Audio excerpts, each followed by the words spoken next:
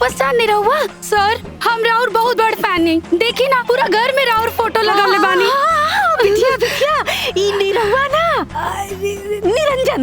निरंजन हमरे भाई का बेटा। लेकिन ई तो हूबहू निरहुआ जैसन लागत अरे।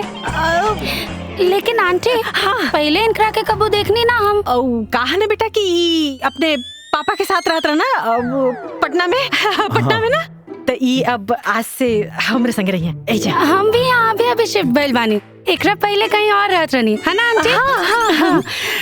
ये हमरा के मकान मालकिन अपना के किराएदार समझ दिया। अच्छा ई का खुसर फुसर होता? कुछ ना बिटिया, कहता नहीं कि इनकरा के तोरे संगे फिल्म के ऑडिशन में जाए के चाहिए ना।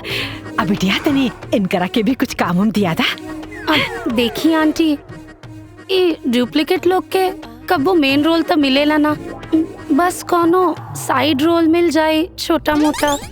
का ना कि हमके खाली एक बार टीवी में लौके के बाद, अब चाहे साइड में खड़ा करा लोग चाहे पीछे, बस खाली हमके काम दिवा दी। ठीक बा सुनो, तो के एक्टिंग करे आवेला कि ना? उमे कबा सीख ले। देखा अगर निरहुआ जैसन बने के बा तो बहुत मेहनत करे के पड़ी। अरे ऊ का मेहनत करेला जोन मेहनत हम करब, देखियो। गुड।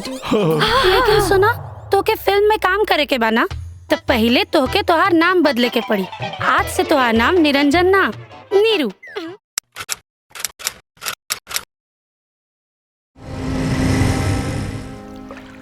हमरा के अब सब समझ में आ गई। भाभी जी के अपरिचित फिल्म के हीरो वाला बीमारी बा। वैसा नहीं कुछ बा यार। तारा लगे दुए गो रास्ता बा, या तो अंजलि भाभी के साथे जियो या तो उनकर साथ छोड़ दो। छोड़ नहीं की सकत यार, बहुत प्यार करे नहीं उनका से, हमेशा उनके साथ ही रहा, सुख में भी दुख में भी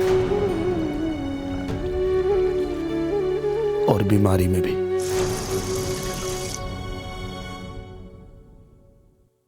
हमार समस्या बहुत ज्यादा गंभीर रहे। हम अपना मेहरारू अंजलि के सच ना बता सकत रहनी और ना ही उनका के ऐसे एंजल बन के जिए खातिर छोड़ सकत रहनी। यह दोगो बात हमरा के बेचैन करके रख देले रहे। हमके लागत रहे कोनो न कोनो बीच के रास्ता तो निकल ही के पड़ी, इससे पहले कि कोनो और दुर्घटना हो जाए।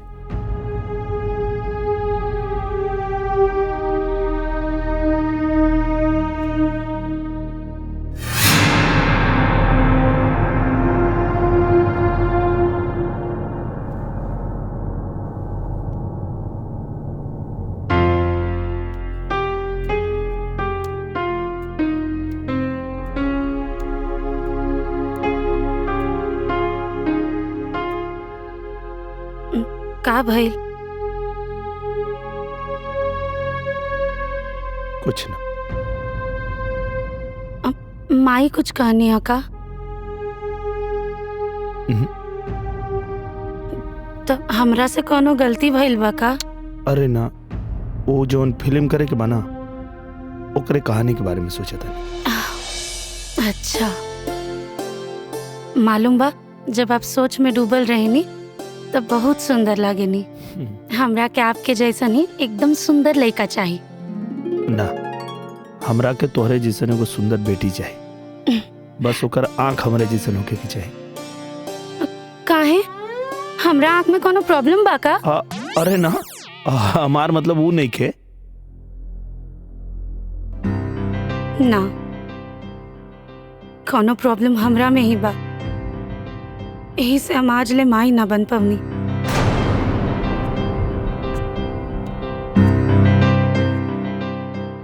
ऐसे काहे सोचा था?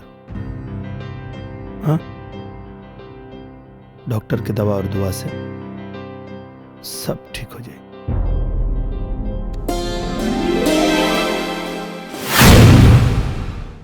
रब ने बना दी जोड़ी, देखते देखते हमरे दिमाग में एगो आइडिया है। माताजी कुछ बात करे करे आपसे। बोलिए बेटा जी। देखिए, हमके एक बात की बहुत नाराजगी बा। का? आज ले आप हमके दहेज में कुछ ना देनी। दामाद जी, जौन कुछ अंजलि कहा तो रोवे का था। हम अंजलि की बात नहीं करत। हाँ, हमके एंजल के हिस्सा में से चाहिए। बेटा जी, कितनी बेर बोली कि अंजलि ये एंजल है। दरअसल आप जौना के अंजलि के नखरा समझेनी वो एगो बीमारी है, और अगर आप चाहता नहीं कि हम उनके लेके डॉक्टर के लगे ना जाएं तो एंजल से हमारी दोस्ती करवा दी। ला ला ला। बिटिया हमरा के तोरा से केहू के मिलावे के बा। किकरा के? चला मिलाई। आवा। Oh my god, superstar Nirahua sir, हम राउर बहुत बड़ फैन नहीं। देखी ना पूरा घर में राउर फोटो लगावले बानी। बिटिया बिटिया ई निरहुआ ना निरंजन निरंजन हमरे भाई का बेटा। लेकिन प्रणाम। ई तो हुबहू निरहुआ जैसन लागत अरे। लेकिन आंटी पहले इनकरा के कबू देखनी ना हम। कहा ना बेटा कि ई अपने पापा के साथ रहत रहा ना वो पटना में ना, तो ई अब आज से हमरे संग रही है। एजा हम भी यहाँ अभी शिफ्ट भइल बानी। एकरा पहले कहीं और रहत रहनी है ना आंटी? ये हमरा के मकान मालकिन अपना के किराएदार समझा दिया। अच्छा, ई का खुसर फुसर होता? कुछ ना बिटिया, कहता नहीं कि इनकरा के तोरे संगे फिल्म के एडिशन में जाए के चाहिए ना। अब बिटिया तनी इनकरा के भी कुछ काम हम दिया था। देखी आंटी, ई डुप्लीकेट लोग के कबो मेन रोल तो मिलेला ना, बस कोनो साइड रोल मिल जाए छोटा मोटा।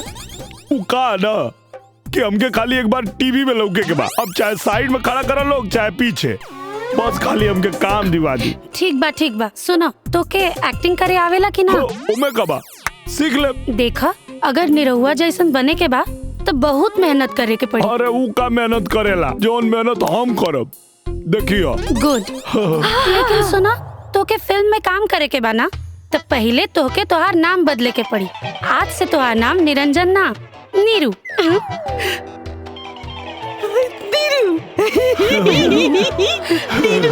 अपना मेहरारू अंजलि खातिर हम निरहुआ रहनी और एंजल खातिर बन गई नीरू, और उनका से दोस्ती कर लेनी ताकि उनकर ख्याल रख सकी।